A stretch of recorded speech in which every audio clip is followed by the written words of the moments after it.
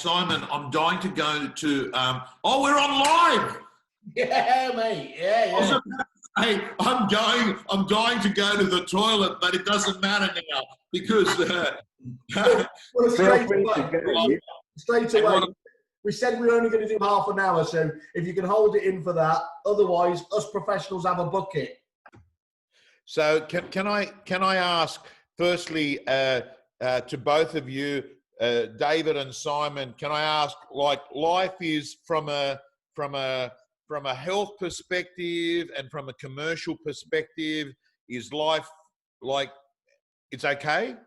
Yeah, I think it's really, it's really picked up. No doubt about it. First couple of weeks, everyone was in the headlamps, and there was a lot of people who just weren't getting through that until they had their own time to do it. There was a demographic who were, not willing to go down without a fight, and so they were always doing it. And then, to be honest, there was a smaller minority who saw this as an opportunity, either an opportunity to get stuff done, reimagine their businesses, or seize market share from agents that literally, Tom, I don't know whether it's the same over there, had seemingly shut up shop and weren't really doing anything for the public with existing or new clients. So we I've got the other website. It's been our busiest time of the year. So I think now the last few weeks, people are just getting on and really making the most out of it. As I said, as much as you can do from a terrible thing like a pandemic. Yeah. I think you've pretty much covered, the behaviour and attitudes of most of the people in Australia and New Zealand that work in the real estate sector. It's been a little bit, for me, guys, it was a little bit like things were good here because we'd had a federal election and the market was booming and everyone was making money. And then around March 9, March 10, 11, it's like you're on a super freeway. And you're driving along and life is good. And then all of a sudden you see, some roadworks ahead and it says, slow down. And what's happened is you've slowed down all of a sudden, which was out of your control.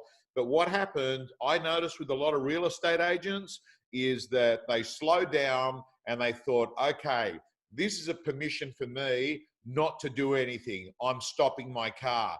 But in reality, a lot of the good real estate agents, the best ones, they sort of thought, okay, yes, I've slowed down, but I'm not going to go into a coma. And there is a heap of people in real estate in Australia and New Zealand that are basically treating this as if it's been an induced coma by the government and there's nothing that you can do about it, right?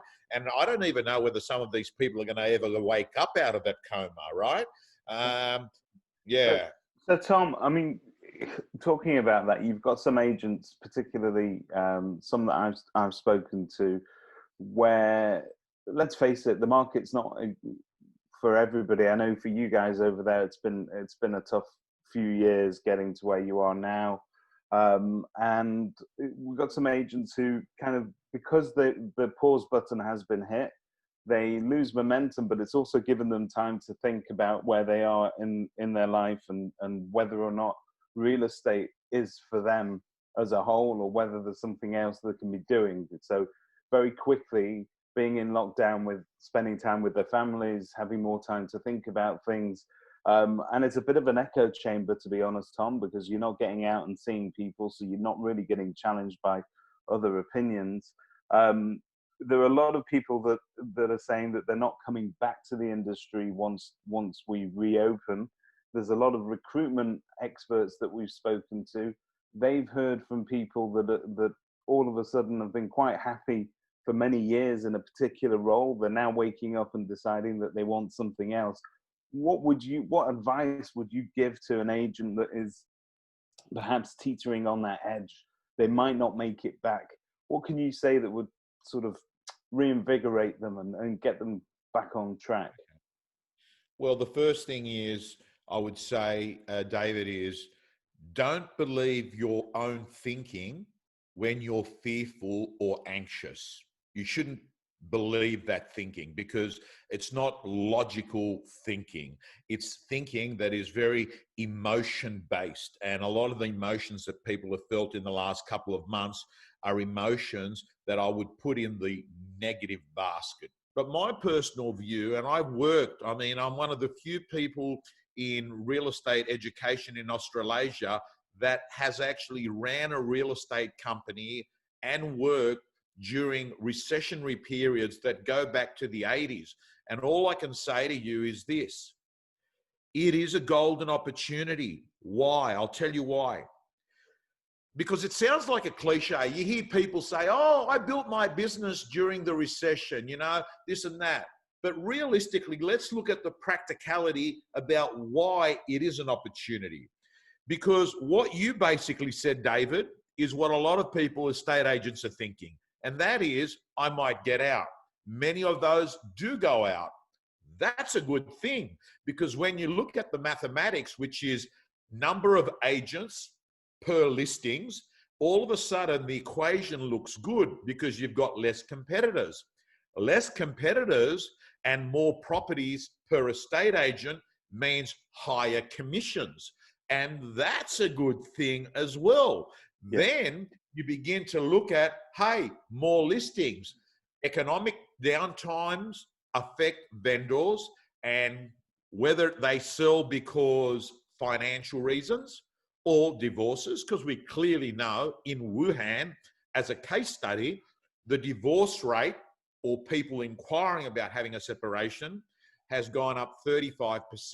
So Tom, you talk about, I've heard you use the phrase, and I'll probably misquote it because I've got a terrible memory, but life sometimes gives you gifts badly wrapped. And that in particular, for anyone going through this lockdown, and I mean just the lockdown without any of the illness, really need to think about that kind of thing, isn't there? About what's important really, and that this is nothing in comparison. Being asked to stay inside is relatively easy, isn't it? And you've got to focus on the big things, what other people are going through there, and just get on with it. So Simon, you've rephrased it pretty accurately, and that is, some of the best gifts in life come badly wrapped. And let me give people a bit of like, on the surface, there could be a girl or guy that watches this now or watches it on replay and says, you know what, that sounds really easy to say, but right now I'm sitting here, money's tough, I'm depressed because I'm inside. Actually, there's no gift here. Well, let me tell you a bit of a template that can help you shift your mind. You've got to forget about the event, COVID, and you've got to focus your response. You've got to forget about what's missing and focus on what's available. You've got to forget about what you've lost, and you've got to focus on what's the opportunity. And all of a sudden, if you ask different questions, your mind will move to those answers. So part of it is, hey, maybe the issue is that I've got to sit there and try and snap out of the way I'm looking at this. And it all starts with you forgetting about your difficulties and start focusing about your progress. But for anyone that's watching this in the UK right now, Simon, that's doing it hard, my biggest advice is narrow your focus. What I mean by that, don't think about the next 3 months, 6 months, or the future. Think about the next 8 hours. How do I make this Friday a cracker? How do I make this Friday a cracker? Because if you've got the ability to narrow your focus, it'll stop you from catastrophizing and estimating and forecasting a future which will relatively be wrong. And psychologists seem to say that for most people, they will forecast a future which is more pessimistic than realistic. So what do? Narrow the focus and say, what's a good day look like today? Simple. I'll walk outside, get a bit of fresh air. I'll hit the phones and I'll start ringing up people that I haven't spoke to for a long time and over communicate to the market. What's the next thing I can do? I'll go on to Udemy, do a course and learn a little bit about video and social marketing. And you know what happens? You have a good day, you have another good day, 2 days. You have another good day, before you know it, you've had a good week. and 80% of winning is just beginning. So I urge anyone watching this, just start. Don't worry about the 30th day. Worry about today. We've got a question here from Tom, who you were kind enough to respond to yesterday. Tom McGee, fantastic. Following on from kind of what we've just been talking there, and he asked you, if you were starting from scratch in a new area, what are the actions that you would take to both hit the ground running and also create sustainable success? The first thing I would do is I would go and I would find out who the strongest estate agents were in that market. Yeah. And I would get a gun and I'd kill them. I'd want to just get rid of them, right? Right? I want to get... You have to put something along the bottom just saying the views... Tom is not actually condoning murder right now, okay? This isn't real. Correct. So Tom... by the way, that's Tom. That's the Tom that wanted to be the Tom Ferry, Tom Panos, Tom McGee. We set up this three-man business across the world. You have no idea. You have no idea how happy Tom McGee is going to be mentioned in that holy trinity of Tom Panos, Tom McGee, and Tom Ferry. Okay. Well, Tom, let's get into reality. We ain't setting up a business at the moment, the three of us. The first thing I would do is I would make sure that I would become the Google of the market, and I would find out every property that is sold, how long they took to sell, every property that's on the market, everything that matters about that area, anything to with government legislation, local businesses, school zone, everything that matters. I would actually become BIW, best in the world in product knowledge. Right. Because if you can't beat people on experience, you can beat them on product knowledge. The second thing I would do is I would go off and find the people that are the influencers or the shot callers in that area. It could be a businessman, it could be a lawyer, it could be a, finance broker, it could be a developer. And what I would do is I would stick to them like a stamp sticks on an envelope, because these people here might not do business with you, but they will refer business to you. So Tom, just on that, when you started those, your videos, I remember one of the questions you always asked at the end of all those experts was, look, you've got somebody who started off year one, year two, is earning less than $200,000. How do they go to the next step? And it's basically hard coding that, isn't it? The work you're doing now is not yielding the results for this year. It's for the future. And it's why so many poor agents who just fight over the realestate.com or the Rightmove leads and don't think about it they're in completely the wrong place, aren't they? Well said. I like that word. I'm going to write that down, hard code, because that word now has been plagiarized by me and will be used by me. Okay, don't do the same as you did with data. That's all we're saying. Do still call it hard code, because you've got data and auctions, and they're difficult for us to get our heads around. Right. Okay. So data is as well, is it? Data. We're data. It sounds a bit posh, but yeah, we call it data. Data. Okay. You referred to me on the last podcast as a larrikin, and as I always do when I don't understand something, I pretended I knew what you meant. So I went Googling afterwards. Let me just share my screen now. I went to have a look at what larrikin actually meant, because it's not a UK. And there was a couple of definitions. Can you see that okay? Okay, yes.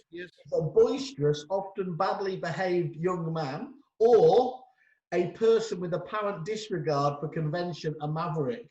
Now, the first thing... Okay, that's a very, good. Whatever dictionary you're using, they're spot on. Good dictionary. Okay, which one was it? And thank you for calling me a young man. Okay, let's have another bit of an autopsy of these words. A boisterous, often behaved young man. Okay, well, that's not far off.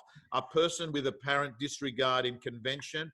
Okay, I've got to tell you, probably closer to number 2. But if someone used number 1, I'd say, yeah, that sounds like him. Yep, that's the guy. I'll take it. I like that. But anyway, guys, I hope that you're well. I hope that it's been useful for your audience. Stay healthy, Simon. It's good to see you. I promised Sanjay I want to be back there soon. I mean, I was, I was scheduled. I was going to, I was going to take probably 3 months in Europe after Sanj Fest. It was in my mind, but what will I do now instead? I don't know. Just hang around. As soon as you're over, we'll do Novichok again or somewhere else. We'll stay in touch. We'll love to catch up and stay safe. And we'll thanks very much for coming on today. Thanks a lot, Tom. guys. Cheers. See you later, David. See you soon. Bye bye. Bye-bye.